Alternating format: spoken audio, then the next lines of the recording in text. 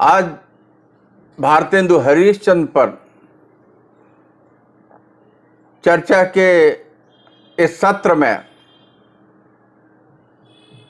सबसे पहले तो हम ये जाने कि भारतेंदु हरिश्चंद्र वो मेधा थे जिसने 5 वर्ष की उम्र में अपने पिता गोपाल चंद्र, जिनका उपनाम गिरधर दास था, एक दोहा लिखकर पिता से कवि होने का आशीर्वाद प्राप्त किया था। ले ब्योढ़ा ठाढ़े भय श्री अनिरुद्ध सुजान, बाणा सुर की सैन्य को हनन लगे बलवान। ये कह लीजिए पिता का आशीर्वाद भारतेंदु के साथ फलने फूलने लगे। भारतेंदु का जन्म 1850 में होता है और 1857 में ही देश में क्रांति होती है, जिसे अंग्रेजों ने सैनिक गदर कह के एक तरीके से खारिज कर दिया था। उस क्रांति की विफलता के मूल में कहीं न कहीं से भाषा एक कारण थी। ब्रज भाषा के बहुत बड़े रचनाकार भारतेंदु हरिश्चंद्र उस समय इस बात की आवश्यकता महसूस करते हैं कि देश को एकता के सूत्र में पिरोए रखने के लिए हमारे पास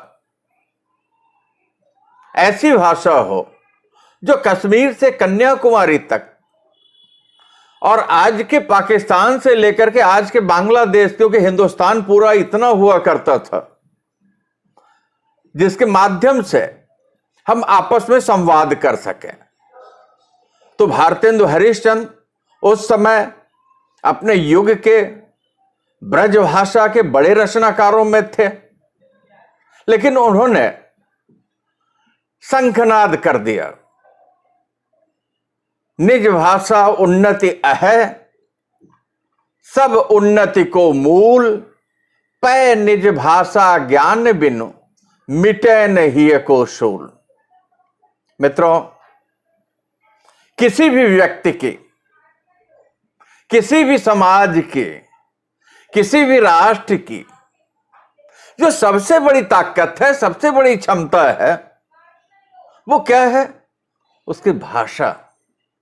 तो भारतेंदु ने सबसे पहले ये कह दीजिए कि भारतीय जनमानस को ऐसे दौर में, जबकि 3.5 हाथ की काया पर रीतिकाल में हम केंद्रित थे, तो श्रृंगार से खींच करके एक जातीय चेतना, भाषागत चेतना का जो उभार पैदा किया, भाषा के प्रति जो जुड़ाव पैदा किया, भाषा के प्रति जो लगाव पैदा किया, ये कह लीजिए कि सीधे सीधे भारतेंदु हरिश्चंद्र ब्रजभाषा का जो बड़ा रचनाकार था, खड़ी बोली की तरफ जब आते हैं तो पहला काम तो यही करते हैं कि जो रीतिकाल के 200 साल का इतिहास है, जहां के हम श्रृंगार में उलझे रहे,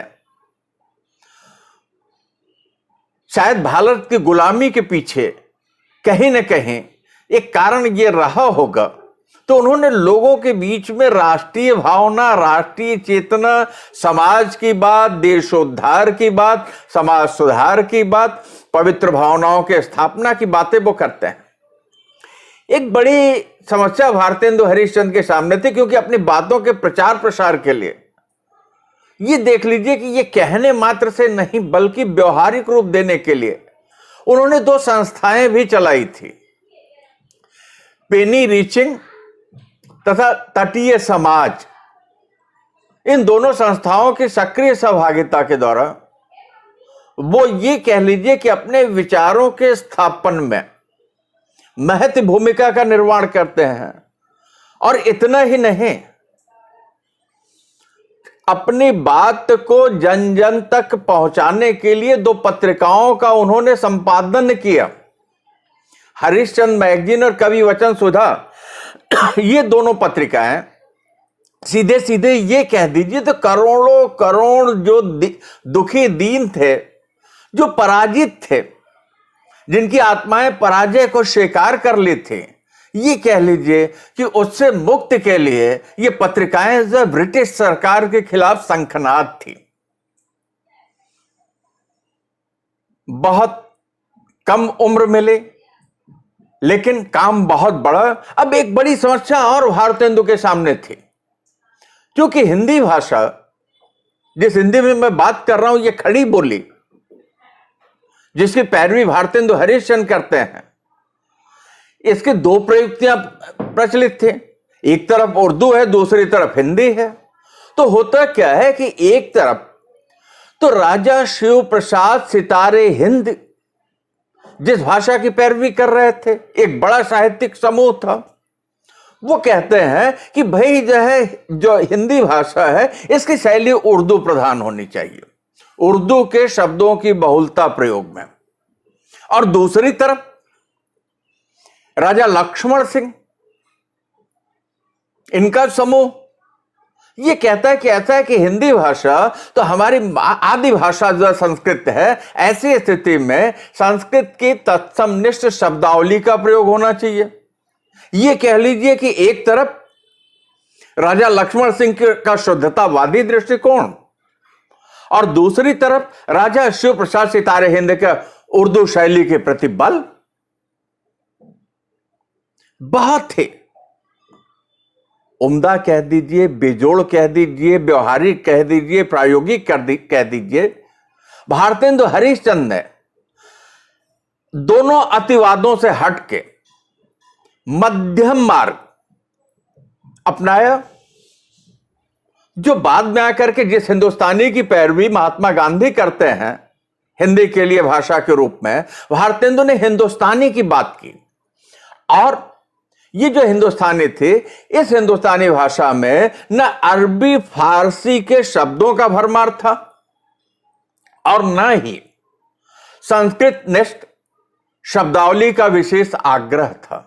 मित्रों, यहां एक बात और हम जान लें, आज हमारे पास लगभग जो 2 लाख शब्द हो गए हैं हिंदी भाषा में, हमारी सर्वग्राह्यता के कारण।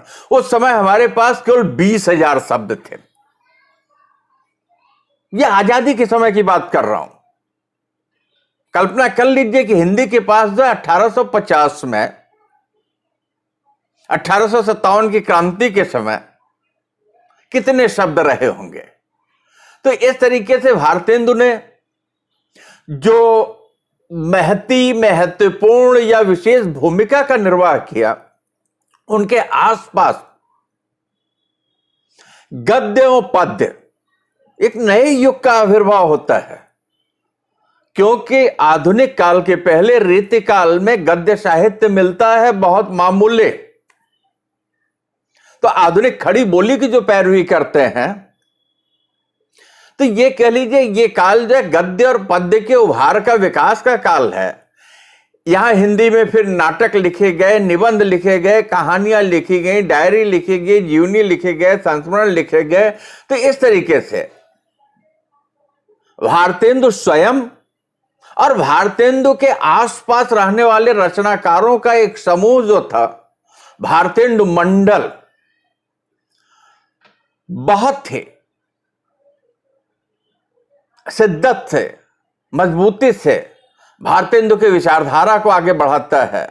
जहां तक भारतेंदु हरिश्चंद्र के साहित्य की बात है, तो चाहे उनके नाटकों में हम सत्य हरिश्चंद्र, चंद्रावली, भारत दुर्दशा, नील देवी, अंधेरी नगरी, वैदिक हिंसा, हिंसा न भवति, प्रेम योगिनी आदि को देख लें, या उन्होंने ये देखिए कि अनुदित नाटकों का उन्होंने अनुवाद भी किया है।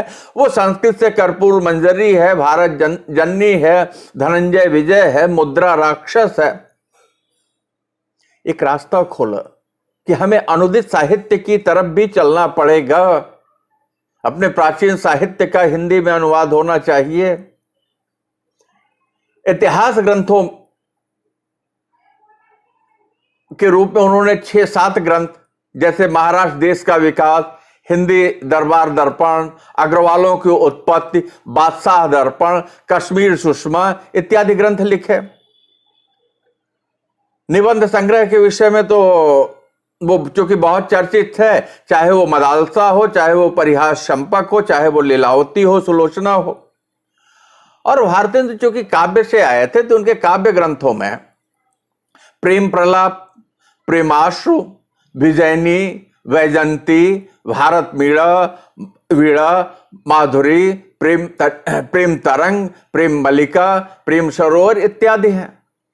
तो यहां भारतेंदु आज हमारे लिए विशेष क्यों हो जाते हैं कि उन्होंने सबसे पहले भाषा के धरातल पर पूरे हिंदुस्तान को जोड़ने के लिए जिस खड़ी बोली की पैरवी की, तो वहां न संस्कृत का अतिवाद था और न अरबी फारसी का अतिवाद था, बल्कि मध्यम वर्गीय रास्ता था, बीच का रास्ता था, जो हिंदुस्तानी, जहां अरबी फारसी के शब्द, अंग्रेजी के शब्द और संस्कृत के शब्द एक साथ प्रयोग किए जाते थे, क्योंकि भारतेंदु को एक बड़ी लकीर खींचनी थी। भारतेंदु ने उस समय इस बात की आवश्यकता महसूस की कि हिंदुस्तान की आजादी के लिए सबसे बड़ा काम या सबसे पहला काम यही है कि भाषिक रूप से अगर हम एक दूसरे से जुड़ते हैं तो ये भाषिक जुड़ाव जो है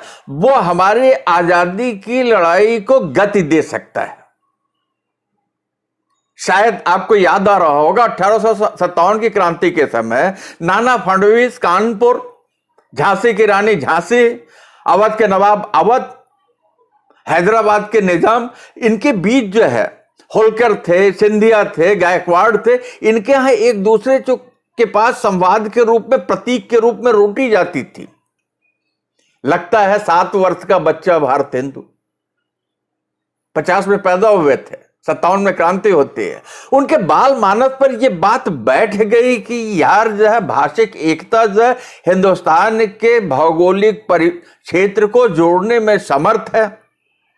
रचनाकार, ब्रज का बड़ा रचनाकार, ये कह लीजिए कि ब्रज और अवधी 2 बड़ी भाषाओं और उनके साथ छोटी बड़ी बहुत सी भाषाएं और बोलियों के समर्पण से, त्याग से, अपने अस्तित्व के विलयन से, ये कह लीजिए कि एक भाषा उभर के आई जो दिल्ली के आसपास मेरठ के छावनी में रहने वाले हिंदू लोगों के द्वारा हिंदी प्रयुक्ति के रूप में, खड़ी बोली के रूप में प्रचलित थी, वो हिंदी भाषा के रूप में आज सुरसरी की तरह अवाध प्रवाहित है। सारा हिंदुस्तान उससे जो है हरा भरा है और हम आज बड़े फख्र से कह सकते हैं कश्मीर से कन्याकुमारी तक और हिंदुस्तान का जितना भौगोलिक क्षेत्र है, इतना ही नहीं बल्कि विश्व के अधिकांश राज्यों में हिंदी को बोलने वाले और समझने वाले लोग हैं। विश्व की सबसे बड़ी भाषाओं में मंदारण के बाद हिंदी की चर्चा आने लगी है, या ये कह लीजिए मंदारण के बाद दूसरी सबसे बड़ी भाषा जो बोलने वालों के दृष्टिकोण से है। अब तो 2021 का जो डाटा आया कि विश्व में सबसे ज्यादा बोली जाने वाली भाषाओं में हिंदी है, तो जय भारतेंदु, जय हिंदुस्तान, जय हिंदी। मैं डॉक्टर उमेश चंद्र शुक्ल, अध्यक्ष हिंदी विभाग, महर्षि दयानंद कॉलेज परेल, मुंबई, केशियन क्लब के संयोजक नंदन मिश्र त्यागी को हार्दिक धन्यवाद, जिन्होंने कि मुझे याद किया। हार्दिक धन्यवाद नंदन जी।